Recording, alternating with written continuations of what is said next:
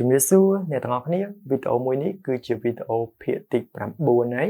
នៃចំណុចវិជ្ជាករដែលយើងបានដកស្រង់ចេញពីសៀវភៅ Beginner មួយនេះដូច្នេះសម្រាប់អ្នកទាំងអស់គ្នាដែលមិនទាន់បានឯកសារវិជ្ជាករនៃមេរៀន Beginner នេះអ្នកទាំងអស់គ្នាអាច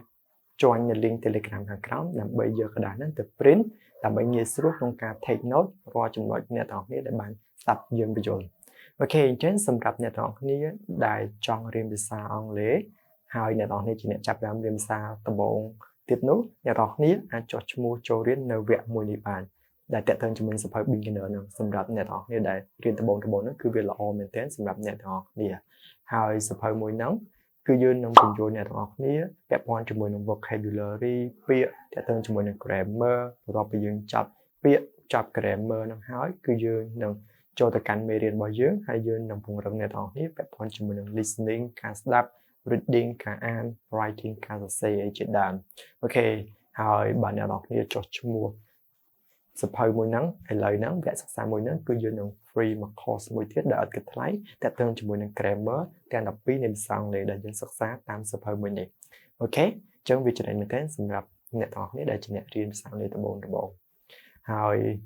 ម្យ៉ាងវិញទៀតសម្រាប់អ្នកទាំងអស់គ្នាដែលមានសំណួរផ្សេងពេលដែលកំពុងរៀនហ្នឹងអ្នកទាំងអស់គ្នាអាចសួរបានរាល់ចម្ងល់ដែលអ្នកទាំងអស់គ្នាមានអូខេអញ្ចឹងកុំឲ្យខាតពេលយូរយើងទៅនិយាយពាក់ព័ន្ធជាមួយនឹងចំណុចវិជ្ជាករនៃមេរៀនទី9របស់យើងតែម្ដង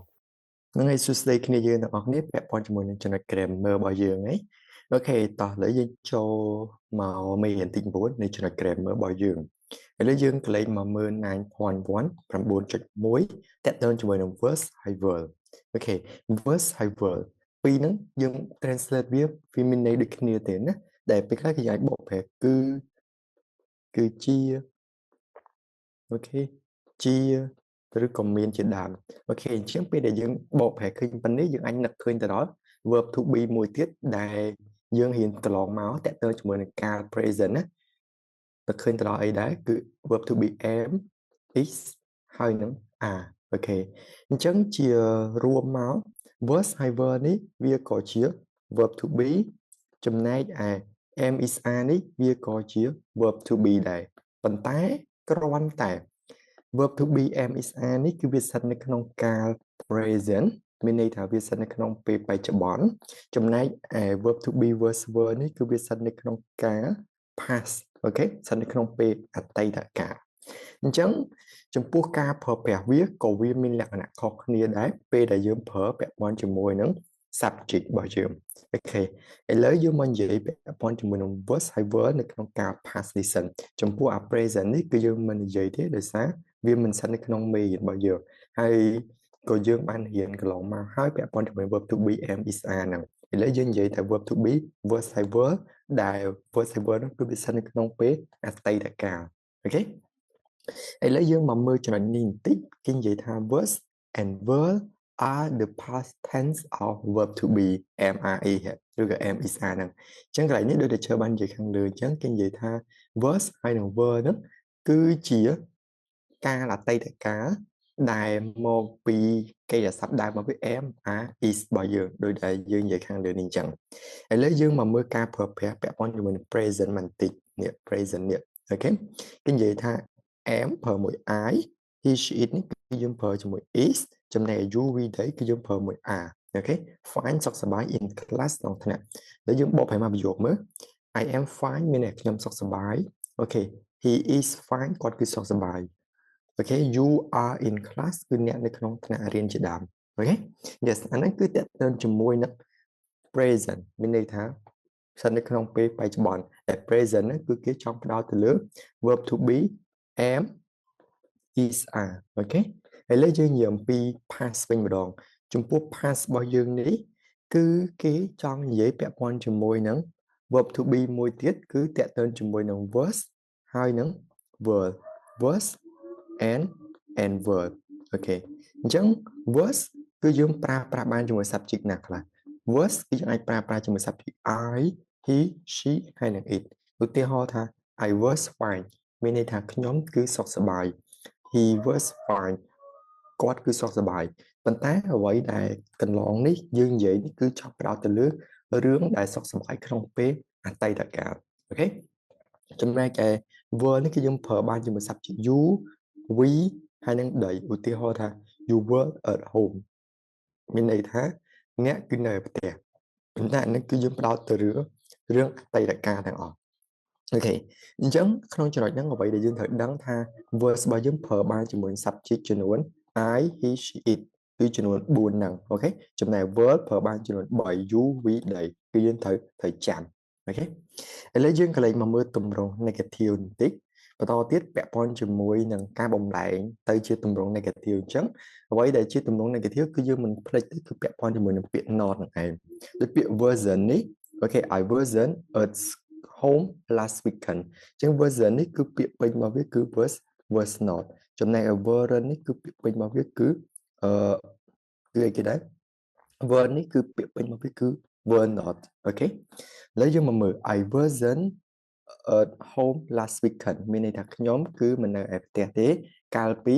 សប្តាហ៍មុនអូខេចុងសប្តាហ៍មុន he wasn't at home last weekend អូខេឥឡូវយើងមកមើល you វិញ you weren't at school yesterday មានន័យថាអ្នកមិនបាននៅឯសាលាទេកាលពីម្សិលមិញអូខេតោះឥឡូវយើងសូមប្រណាំម្ដងទៀតអាពាក្យពេញនេះយើងប្រណាំថា was not ចំណែកទម្រង់កាត់យើងអានថា wasn't អូខេ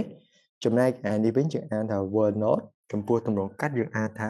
weren't អូខេឥឡូវយើងកន្លែងមកមើលកន្លែងនេះបន្តិចពាក្យខាងចុងនេះពាក់ព័ន្ធជាមួយនឹង last weekend ជាមួយនឹង yesterday អញ្ចឹងអារបស់នេះគឺវាបញ្ជាក់ថារឿងហ្នឹងស្ថិតនៅក្នុងពេលអតីតកាល last weekend វាចុងសប្តាហ៍មុនអាទិត្យមុនអញ្ចឹងពាក្យថាអញ្ចឹងហើយគឺវាបញ្ជាក់ថារឿងហ្នឹងក្នុងពេលអតីតកាល yesterday កាលពីម្សិលមិញជាងកាលពីម្សិលមិញសកម្មភាពហ្នឹងវាមិនបានកើតឡើងក្នុងពេលអតីតកាលហើយទេគឺវាមិនមែននិយាយពេលបច្ចុប្បន្នឬក៏ពេលអនាគតទេវានិយាយអំពីរឿងដែលស្ថិតក្នុងពេលអតីតកាលឥឡូវយើងកន្លែងមកមើលបន្តទៀតពាក់ព័ន្ធជាមួយនឹង questions ជាប្រភេទសំណួរដែលយើងកន្លែងមកមើលឧទាហរណ៍ Where were you yesterday Where were you yesterday តើអ្នកនៅឯណាកាលពីម្សិលមិញអូខេយើងមកមើលពាក្យ yesterday នេះវាជាប្រភេទ time expression វាជាពាក្យដែលបញ្ជាក់ថារឿងហ្នឹងស្ថិតនៅក្នុងពេលអតីតកាលអូខេអញ្ចឹងយើងនិយាយ form វាបន្តិចចុះពាក់ព័ន្ធជាមួយនឹងប្រភេទ WA question អញ្ចឹង form របស់វាគឺយើងយក WA question អូខេ plus ជាមួយនឹង words ឬក៏ word អូខេ plus ជាមួយនឹង subject អូខេហើយយើងអាចដាក់ question mark មកអូខេគឺទម្រង់របស់យើងជាទូទៅគឺបែបនេះ WA question នេះគឺជា where ចំណែកឯ word នេះគឺយើង word របស់យើងអូខេបើ subject វាជា I he she it គឺយើងប្រើជាមួយ verb ទៅប៉ុន្តែដោយសារ subject យើង you គឺយើងប្រើជាមួយនឹង verb អូខេ yes តោះ you នេះគឺជា subject ចំពោះ yesterday នេះពេលខ្លះយើងមិនចាំបាច់ដាក់ក៏បានយើងដាក់ទៅគ្រាន់តែបញ្ជាក់ព័ត៌មានថាតើអ្នកឯងនៅឯណាកាលពីម្សិលមិញហ្នឹងអូខេ yes អញ្ចឹង yesterday បើយើងចាប់ទុកវាជាប្រភេទ object ឬក៏ជាប្រភេទ past time expression ឥឡូវយើងមកមើលជាប្រភេទ yes no question វិញចំពោះ yes no question ជាទូទៅគឺយើងគ្រាន់តែលើកយក verse ឬក៏ verb មកនៅពីមុខប្រយោគចឹងមកបន្តមកទៀតគឺ plus ជាមួយ subject អូខេ and then គឺយើង plus ជាមួយនឹង object ហើយយើងដាក់ question mark មកអូខេចំពោះ verse នេះគឺជា verse របស់យើងបើ subject របស់វាជា subject C sorry បើ subject របស់យើងក្រៅពី subject C មានន័យថាវាជា you វិដីគឺយើងអាចប្រើជាមួយនឹង verb នេះវិញអូខេចំពោះ at school នេះយើងចាប់ទុកវាជា object អូខេតើនាងគឺនៅឯសាលាមែនទេ Yes she was បាទនាងគឺបាននៅឯសាលាឬក៏ No she wasn't ទេនាងគឺមិននៅឯសាលាទេអូខេឥឡូវយើងមកនិយាយចំណុចនេះបន្តទៀតពាក់ព័ន្ធជាមួយចំណុចនេះដែលគេយើង note វិញ you was ហើយ were អញ្ចឹងគេបាននិយាយថាយើងប្រើ was ហើយ were ហ្នឹង with born not am is are អញ្ចឹងចំពោះពាក្យ born នេះប្រែថាកើតអញ្ចឹងអ្វីដែលយើងបានកើតតែស្ថិតនៅក្នុងពេលអតីតកាលទាំងអស់អញ្ចឹងដោយពាក្យ born នេះគឺយើងចាំបាច់ណាស់គឺយើងប្រើជាមួយនឹង were បើយើងដាក់ where are you born តើអ្នកកើតនៅឯណាអូខេយើងស្ដាប់យល់ដូចគ្នាប៉ុន្តែវា born នេះវារឿងដែលកើតក្នុងពេលអតីតកាលអញ្ចឹងគឺយើងមិនដាក់ are បានទេយើងបដូរពី are ទៅជា were នេះវិញអូខេដោយសារយើងប្រើមួយ subject you ជាងយើងប្រើ were where were you born តើអ្នកបានកើតនៅឯណាអូខេ ហើយbởi anh ấy chỉ một hết question ok bởi dương trong slide chỉ một hết trong giấy tẹt đơn cho mình positive dương anh vậy thế he was born in Russia ok có cứ ban cá nơi nóng và tên Russia ok dương mình đã tha he is born thì cứ dương mình per verb to be is thì cứ dương per verb to be was ok chẳng vậy đại dương vậy là bỏ đi nó cứ dòm bí pass ok chẳng pass bạn viết trầm trời ok chùm nay vậy đại dương khơi khang đam đầy bao giờ ní cứ viết sạch này nóng và viết present chẳng cứ dương mình ăn vậy này nóng present man tế để sao bị bỏ nó cứ viết phải chạy ra gần nó cứ viết phải chọc nó không bị tay được cả này chẳng mà vậy đại dương chùm lại là trầm trời rồi còn biết nó can vậy trầm trời bây đại dương phở chùm một bị bỏ ní cái dương phở nơi nóng và viết pass nóng là bây tay được cả đại miền what miền verse rồi còn verse mà vậy hay verse cái dương phở một sắp chỉ he it cho mình subject ái cho mua worry cái dương phở cho mua UV đợi ấy lấy dương và chóp bẹp on cho môi nên cho nó để dương dậy khăn lửa nặng dương plak đô tới cho nó to tiết bẹp on cho môi nặng 9.2 nằm buôn cho bị chính trong đây còn buôn cho bị bao giờ cứ dương nhiều bị passive for tại đấy phần tái cứ dương bán dễ bẹp on cho môi nặng irregular verbs mình đây thấy chỉ một hết cái giả sắp minh tiền toàn chấn đôi đại dương vậy bị môn cờ lò mà chấn thá cái giả sắp bao nhiêu cứ trong vợt thu á trong vợt thu bao nhiêu cứ dùng bàn bàn trái cái giả sắp nên chỉ bí tích muối cứ chia vào hết regular verb ok regular verb cứ cái giả sắp tiệt toàn hai môi tiết cứ irregular verb mình đây thá chia vào hết cái giả sắp minh tiền toàn chấn cái giả sắp tiền toàn ní cứ đó từ lưỡi cái giả sắp tiền này ná đại ai tập thành ed chỉ tu từ phía tràn ok ưu tiên ho việc muối cứ ưu tiên ho là khóc trong ấn nhưng một lại như tới chịu vợt thú nhưng đã khóc mất hay tập mới đã y đi tập anh nắng mất bài này tận tái chúng tôi irregular verb cứ việc mình phải từ tám cho bắp bao dương tao thì cứ dương mình bàn phải thì vậy là dương thử đắng thay irregular verb cứ việc làm đâu bị việc tao thành đòn đôi rồi vậy trong một tiêu ho bao giờ nó được việc bài môi trường ok trước bài bên đây là tình tập làm đâu từ verb thú với tới chịu bọt tới này coi chẳng là bia ọt mới bay từ tam lúc muốn thì chẳng là ọt bay từ tam lúc muốn bao nhiêu năng hói kéo cho mỗi tháng chỉ một vết irregular verb mini tăng kỳ giả sắp bên tiền toàn ấy lấy dương mà còn lấy mưa thằng ọt nhiều tá irregular verb để dương thử đăng nắng viên miên ấy là chẳng irregular verb viên miên chờ bên tái ở vậy để dương anh đăng bán dương chua bên má đừng chăm bên đằng sẵn rồi ok ưu tiên hô thẳng nên cái nông đại dương khơi nick cứ càng train đại bao nhiêu nick cứ tẹt hơn cho mình present cho mình hàng sáng đại bao nhiêu nick cứ tẹt hơn cho mình là past dương chuột muối chạm muối chuột pi chạm pi từ để lấy không cho nó dương chuột cho người mà đấy 1 2 3 4 5 6 7 8 9 10 cho dương chuột đọc chạm đọc từ ok để lấy dương mình vậy verb to be em is á tới chiều verb rồi có word anh ấy cái dương thời chạm một em hay is ní cứ viết man subject so this man verb to be was chúng này a ní cứ viết man nó verb yeah. ok bài tình tới chia bought ok do thưa tới chia did go tới chia went have mean tới chia had ok make thưa tới chia made ok put đã ok tới chia put tại đại âm làm rồi thế run tới chia ran rồi see khơi tới chia saw sit coi tới chia set ok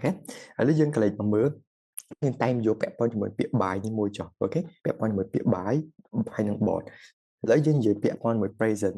present dân đã tha ai bài a new car nhóm tinh lán mày mùi ok chắc là bỏ cái việc sân cái nón bọc hết present sân cái nón present và thấy bị dân trong tay cái nón past biến cái dân đã mở tha ai nhưng đặt mất tha ấy bought ok bài dương flap đâu với tới chữ bought với nhé bài từ tam muốn bao giờ nè ok I bought a new car nhóm bán tin lắm mày mùi ok chứ I bought a new car này ấy về chia một hết past simple ok nhưng đang ở với past simple để sao vì mình bought thì mình biết bought nè để bought nó về bị chết hả bought nó cứ về bị chết hả về chiều verb to ok về chiều verb to trong này cái bài để dân khơi ngang lừa nít bài ní cứ về chiều verb one correct chẳng còn là môi chiều verb one nhưng đang là về sang trong present để sang ní về chiều verb one hai bộ nít dân chấp tục về chiều verb to ok ចឹង verb to វាបញ្ជាក់ថាវាស្ថិតនៅក្នុងប្រភេទ past អូខេអញ្ចឹងចំណុចនៃ grammar របស់យើងគឺមានតែប៉ុណ្្នឹងទេអញ្ចឹងមេរៀនរបស់យើងតេតិនជាមួយចំណុច grammar នៃមេរៀនទី9គឺត្រូវបានបញ្ចប់